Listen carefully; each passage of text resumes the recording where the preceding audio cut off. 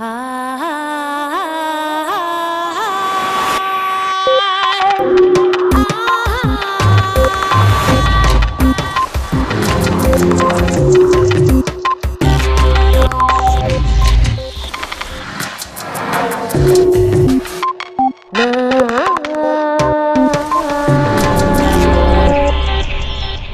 relación entre ver y saber es más compleja de lo que comúnmente asumimos.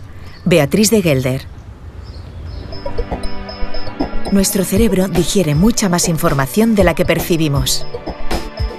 Así sucede con los estímulos visuales. La información que nos entra por los ojos la procesan zonas del cerebro consciente, a la vez que otras regiones de nuestro inconsciente. Beatriz de Gelder lleva años investigando en esta área desde Harvard, en Estados Unidos, y Tilburg, en Holanda. En este capítulo de Redes, charla con Punset sobre algunos de sus asombrosos resultados y le muestra la faceta de nuestro sentido de la vista más cercana a la intuición y a las emociones. Y la mirada de Elsa nos ayudará a sacar provecho de nuestra intuición, así como a distinguirla de errores y asociaciones falsas que nos tiende nuestro cerebro.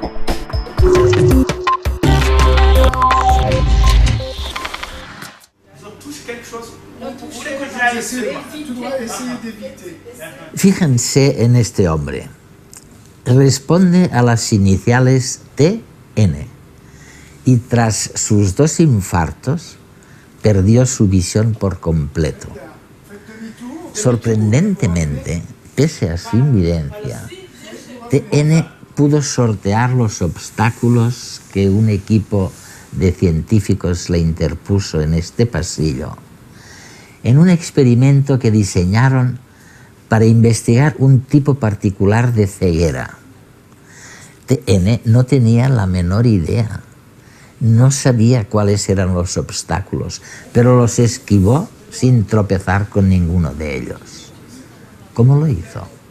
Hoy lo averiguaremos con Beatriz de Gelder, la principal investigadora de este y otros trabajos relacionados con lo que los científicos denominan visión ciega o ceguera cortical. Beatriz, llevas trabajando en esto muchísimos años.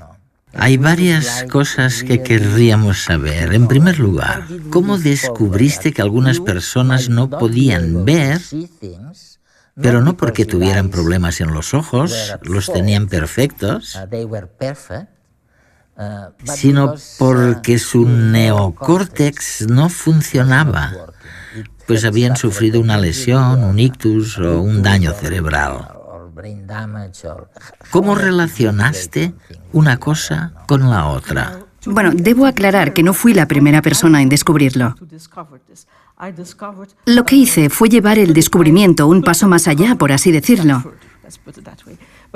Pero la posibilidad ya se había barajado hacía por lo menos un siglo. Sin embargo, era una corriente minoritaria en el mundo científico que nadie se tomaba muy en serio y sobre la que muchos decían, bueno, quizá. Resultaba casi anecdótica. La investigación sobre la visión ciega no despegó hasta que empezaron a realizarse estudios con monos y ensayos en pacientes humanos a principios de la década de 1970. El trabajo con monos fue muy importante porque permitió avanzar en el tema con métodos que jamás se habrían utilizado en humanos. A los humanos no se les puede extirpar la corteza visual. En cambio, a los monos sí. Puede hacerse con cirugía. Hoy en día incluso pueden usarse métodos menos invasivos. También se estudiaron pacientes, por supuesto. Tras la guerra, algunos pacientes con daños cerebrales muy concretos llegaron a los hospitales. Y expertos con formación neurológica empezaron a trabajar con ellos, con la intención de estudiar los fenómenos clínicos, pero sobre todo la curiosidad de ver qué podía estar sucediendo con estos pacientes. Beatriz, vamos a ver, ¿cómo podríamos contarle a la gente este hecho aparentemente imposible? Me refiero a vuestro vídeo, en el que vemos a una persona ciega sorteando todo tipo de obstáculos, la mesa, una silla, paquetes pequeños, uno detrás de otro. ¿Cómo puede hacerlo? ¿Qué está ocurriendo? Bueno, es importante recalcar, como has hecho antes, que los ojos de este hombre están bien, están perfectos, y que hablamos solamente de estímulos visuales, porque repetimos el experimento con otras condiciones controladas. Por ejemplo, le pedimos que se pusiera auriculares para que no pudiera oír nada. Para que no llegara el sonido. Para que no llegara el sonido, pero eso no cambiaba nada su desempeño, que no dependía de obtener la ubicación de los objetos a través de los sonidos. No dependía de eso. Sin embargo, si le pedíamos que se pusiera gafas oscuras, empezaba a chocarse con todo y ya no podía hacerlo. Así que los ojos deben funcionar. Los ojos deben estar perfectamente intactos. La información visual debe llegar a los ojos. Si no es así, no se logra nada. Por eso es un poco engañoso decir que la persona está ciega. Por desgracia, el término visión ciega lo evoca. Y por supuesto, constituye una paradoja. Ahora mismo prefiero hablar simplemente de daño cortical, de personas que ven pese a sufrir daño cortical. Una mera descripción que no es tan controvertida. En las personas que padecen visión ciega, también llamada ceguera cortical, sus ojos funcionan perfectamente. Su retina capta los estímulos visuales y sus nervios ópticos los transmiten al cerebro sin problema. Pero la corteza visual de su cerebro ha sido dañada a causa de alguna enfermedad, como un ictus, un infarto o una infección grave, y el paciente pierde la visión total o parcialmente. Así, aunque los ojos reciban estímulos, el paciente no percibe la información de manera consciente. Pero de todos modos, el cerebro inconsciente procesa parte de esta información visual a través de otras rutas. Los científicos están estudiando estos circuitos paralelos relacionados con nuestra visión. Beatriz de Gelder ha estudiado una región cerebral implicada en nuestra visión inconsciente. Se trata del tectum o culículo superior, una zona común a otros animales y que en peces y aves constituye la principal área de control de la visión. En cambio, en humanos, muchas de sus funciones están eclipsadas por la corteza visual, la que rige nuestra visión consciente. Pero aún así, esta zona todavía participa en algunas tareas, como por ejemplo, el movimiento de nuestros ojos. De este modo, la información visual sigue otras rutas al margen de nuestro cerebro consciente.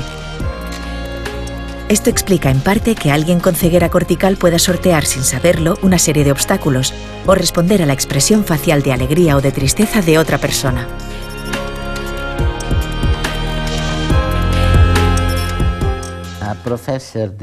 Profesora, hay algo en esta historia que me sorprende. Y es que vuelves a plantear el tema del inconsciente. Es decir, el córtex visual no funciona bien y en lugar de tener acceso a la parte consciente del cerebro, cosa que obviamente no podemos hacer porque no está funcionando, entra en juego el inconsciente. Si comparamos un cerebro humano con otro tipo de cerebro, siempre lo comparamos con el de los monos, por supuesto por su similitud. Sabemos que además de la ruta visual, que depende del córtex visual, hay otras rutas visuales distintas. Nadie duda que esas rutas estén ahí. En la investigación con animales, todos lo aceptan sin problemas, pero las mismas rutas existen en el cerebro humano. Ahora bien, en el cerebro humano, es como si no quisiéramos detenernos a estudiar para qué sirven. Simplemente ignoramos un hecho científico constatado, que dichas rutas existen. Y seguimos concentrándonos en la ruta principal, que por supuesto es la más reciente. La más reciente y multifuncional, etc. Todos estaremos de acuerdo en eso, pero las otras también existen. ¿Y cuál es la relación con la amígdala? En este vídeo concreto no hemos utilizado ni puesto a prueba las habilidades con estímulos emocionales, por lo que no hay nada estrictamente relacionado con la amígdala. En cambio, otras veces sí que lo experimentamos, por ejemplo, mostrando objetos que dan miedo o cosas que generan emociones normalmente al andar y viendo si eso cambia las cosas. Intentamos usar entornos de realidad virtual, etc. Hemos demostrado en 3 pacientes que aunque digan que no son conscientes de ver nada, siguen reaccionando a la emoción de los objetos que los rodean. Por ejemplo, en el caso de caras o de expresiones corporales. Eso es. Y eso sí que requiere la colaboración entre el sistema visual y la amígdala. Y funciona perfectamente en estas personas también. Esto lo habéis intentado en el sentido de que, por ejemplo, supongamos que tenemos a alguien que sonríe de felicidad, ¿verdad? Y otra persona con un rostro muy triste al lado. Resulta que tanto si los pacientes los ven como si no, siguen reaccionando. Actuarán y reaccionarán a la tristeza o a la sonrisa o al miedo del rostro que vean. Es increíble, ¿no? Si les preguntamos, ¿veis o no veis un rostro en la pantalla que tenéis delante? Nos dirán, yo no veo nada. Sin embargo, cuando les colocamos pequeños electrodos en los músculos del rostro, constatamos que reaccionan perfectamente al rostro ajeno. Ante una cara temible, reaccionan. Podemos medir la diferencia entre la potencia eléctrica de los músculos que normalmente crean esa expresión. Beatriz, hay algo que me gustaría saber o sobre lo que me gustaría ahondar. Y es lo siguiente, cuando vemos algo sin saber que lo vemos, ¿de acuerdo? ¿Podrías darme un ejemplo con personas normales de lo que estoy pensando?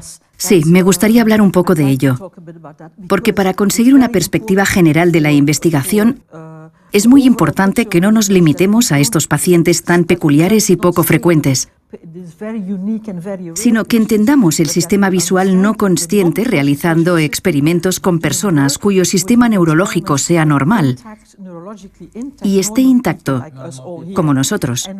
Y tenemos unas cuantas técnicas para eso que no dejan de mejorar. Cada vez son más potentes.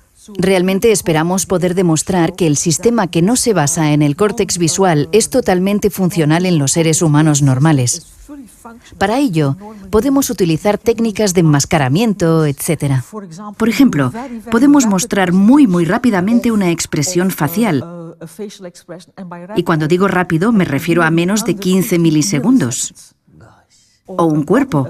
Una expresión corporal de enfado la captarás en 12 milisegundos. Pero si te pregunto, ¿había un cuerpo ahí o no? Me dirás, ahí no había nada. Sin embargo, yo podré mostrarte con medidas independientes que has reparado completamente en que una persona enfadada te miraba. Es increíble. En una línea de trabajo en la que también participo y que tiene que ver con el lenguaje corporal, esto está clarísimo. Constatamos que el cerebro reacciona a las señales del lenguaje corporal en cuestión de milisegundos. Es decir, antes de darnos cuenta de que hemos visto algo, antes de ser conscientes de haberlo visto, el cerebro ya ha reaccionado. ¿Al cuerpo? Al cuerpo de la otra persona, sí. Muy rápidamente. Sin duda, ahí se esconde mucha información. Evidentemente, también hay mucha información en el rostro. Hay tantísima información ahí, y el ser humano invierte tanto en los intercambios verbales que todos observamos los rostros con detenimiento, etcétera, etcétera. Sin embargo, sabemos que el sistema visual también funciona muy bien en la periferia. Es decir, si me pides que mire ahí, seguiré pudiendo ver todo lo que sucede alrededor de ese foco de atención. Y eso se escapa de nuestra conciencia. Científicos como John Barr, Greg Gigerenzer o John Dylan Haynes nos han enseñado en otros capítulos de Redes que la intuición y el inconsciente son tan válidos como la razón. Aunque no lo creamos, nuestro inconsciente también influye en nuestra toma de decisiones y influye en el momento de valorar cuanto nos rodea. Y lo hace incluso antes que nuestro cerebro consciente, que nuestra razón. Los trabajos de Beatriz de Gelder también avanzan en esta línea y así nos lo muestra en este programa. Nuestro cerebro utiliza y procesa mucha más información visual de la que somos conscientes. Y buena parte de esta información que escapa a nuestro razonamiento pasa además por los centros del cerebro que rigen nuestras emociones. Es increíble porque lo que afirmas es que ver no es lo mismo que saber que ves. Nos dices que la relación entre ver y saber que estamos viendo algo es mucho más complicado de lo que se suele creer. Sí, en cierto modo así es. De hecho, estoy de acuerdo con lo que dices y casi se podría decir que las personas solamente quieren saber lo que quieren saber. Por lo menos muchas veces es así. En ocasiones no vemos lo que tenemos delante de las narices porque no queremos saberlo. Así que la noción de saber se utiliza aquí en un sentido muy limitado. Hay otro montón de cosas sobre las que no queremos saber nada, por así decirlo. O sea, podríamos incluir aquí lo que vemos al instante, o imaginamos, o lo estamos inventando. Sin duda. Sin duda. Todos los aspectos de lo que podríamos llamar intuición. Eso es. Cuando hay que contraponer el conocimiento a la intuición, y nos han educado para que no confiemos en las intuiciones, porque las consideramos efímeras y engañosas, poco fiables, cambiantes. Las impresiones rápidas y todo ese tipo de cosas deben filtrarse a través del raciocinio y, por supuesto, llegado a ese punto, desaparecen de nuestra percepción consciente. O sea que es fantástico pensar que realmente lo sabemos. Somos funcionales, vamos por el mundo con poco, sin usar todo el espectro de recursos tal vez inconscientes, tal vez irreales. Pero probablemente sí que los usemos, por lo menos en parte. Lo que pasa es que no somos conscientes de ello. ¿Y qué hay del futuro? El futuro médico. Es un tema muy importante, pero del que se derivan dos aspectos. El primero es, ¿qué podemos hacer por los pacientes que sufren daños cerebrales? El segundo es, ¿qué podemos hacer para la vida cotidiana de las personas? Creo que puedo hablar de ambas cosas. Para los pacientes es muy interesante porque uno de nuestros pacientes es un hombre muy culto. Y resulta que tiene problemas para aceptar que ve cosas de las que no es consciente. Por eso lo desestima como si no fuera importante. No deja de decir, no veo nada, no me digas que me fíe de la intuición porque no veo nada. Queda patente que el control racional limita sus posibilidades. Intentamos decirle, sí que puedes, ten confianza, hazlo. En su día a día, cuando nadie lo mira, sí que lo hace. Se mueve en la cocina de su casa, según me cuenta su mujer, y puede hasta agarrar objetos, etc. Un colega mío en Aberdeen está entrenando sistemáticamente a estos pacientes, trabajando para que confíen en estas habilidades suyas que no acaban de comprender, sus habilidades visuales. Por otro lado, en el caso de personas normales neurológicamente hablando, creo que es muy importante que nos replanteemos la importancia que tiene la intuición en la vida de las personas. Porque como consecuencia de nuestra cultura occidental y de nuestra educación, tenemos tendencia a desestimar la intuición. Cuando las cosas se ponen serias, ya no confiamos más en ella. Creemos que hay que conseguir pruebas sólidas y ese tipo de cosas.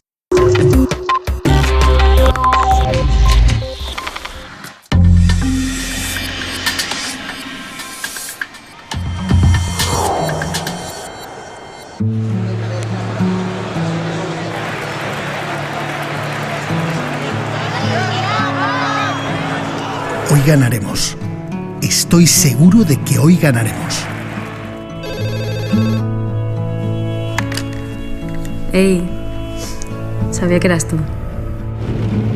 Esto tiene mala pinta. Me cambio de carril. Seguro que este va mejor. La intuición forma parte de nuestras vidas, aunque a veces la descartamos porque creemos que es un truco de la imaginación o una casualidad. ¿Pero existe de verdad? Vamos a verlo.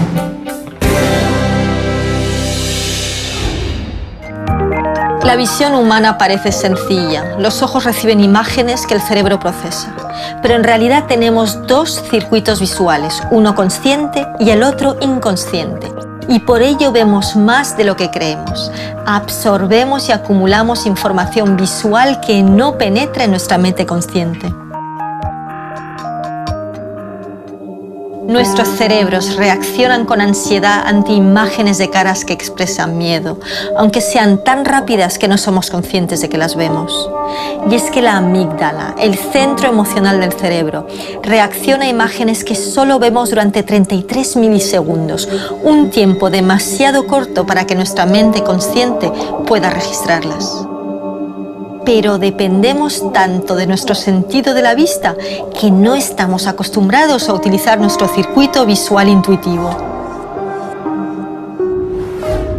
¿Cómo funciona la intuición, sutil y callada, frente a la lógica aplastante que suele determinar nuestras decisiones conscientes? Imagina que quieres elegir a alguien para que te aconseje. ¿De quién te fiarías más? ¿De la lógica o de la intuición? Deberías escogerme a mí. Soy fría, lo tengo todo calculado y no me dejo llevar. No como ella, porque es algo muy difícil. Bueno, a mí lo que me gusta es... Aquí tengo unos datos que lo corroboran. Puedes leerlos y comprobar que soy una persona muy lógica. Tengo unos recuerdos que me definen. Mira, no la escuches, señor. Seguro que todo lo que te dice es muy arriesgado. ¿No te das cuenta? Claro que a veces nos puede parecer intuición lo que simplemente es un prejuicio o un error de la mente. ¿Por qué?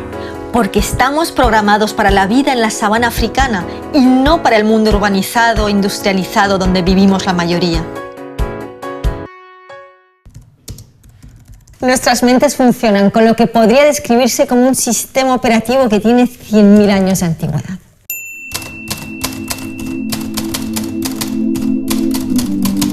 El resultado, nuestro equipamiento intelectual tiene fallos porque para sobrevivir tiene que tomar decisiones rápidas y atajos. Por ejemplo, hagamos esta prueba para verlo. Contesta estas preguntas sin pararte a pensar. ¿En qué continente está Kenia? ¿Cuáles son los dos colores de un tablero de ajedrez? Di el nombre de cualquier animal. África. África. África. Es que ni idea. Blanco y negro. Blanco y negro. Blanco y negro. El leopardo. Una cebra. El hombre. Un koala. Un león. Más o menos el 50% de las personas habrán contestado la tercera pregunta con un animal africano. Y un 20% dirá el animal cebra. Pero ¿qué pasaría si hubiéramos preguntado directamente por un animal sin hacer las dos preguntas anteriores? Vampiro. Ay, no, perdona. Ciervo.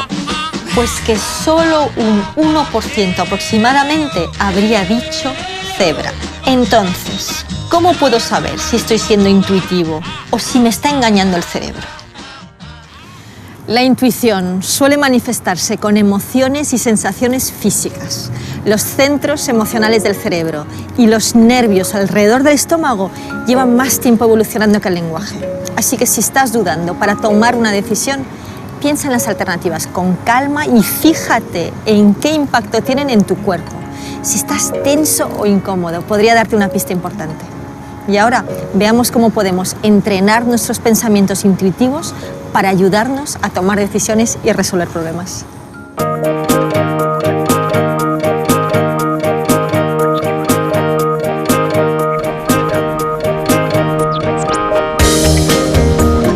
Imagina un semáforo. La luz roja es no y la luz verde es sí. Ahora hazte preguntas sencillas que puedas contestar con un sí o un no. Imagínate el color del semáforo. ¿Me llamo Elsa? ¿Me gusta el chocolate? ¿Vivo en Nueva York?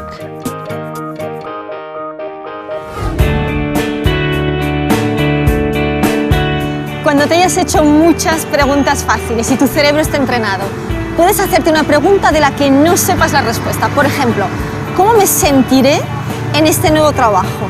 con esta persona, en esta nueva casa, inconscientemente te vendrá un color a la cabeza. La señal del semáforo te dice lo que piensa la intuición. No es magia, es inteligencia emocional.